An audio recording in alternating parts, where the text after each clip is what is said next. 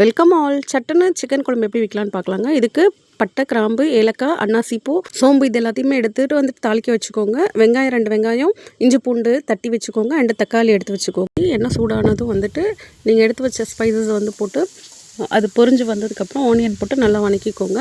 வரமிளகாய் 2 சேர்த்துக்கோங்க. அப்புறம் தக்காளியை சேர்த்து வந்துட்டு சால்ட் போட்டு நல்லா வதக்கி விட்டுக்கோங்க. வதங்கினதுக்கப்புறம் கூடவே சிக்கன் போட்டு ஒரு உப்பு தேவையான அளவு உப்பு சேர்த்து வந்துட்டு பிளேட் போட்டு மூடி வச்சுருங்க. சிக்கனில் எந்த தண்ணியும் ஊற்ற வேண்டாம், அப்படியே இருக்கட்டும்.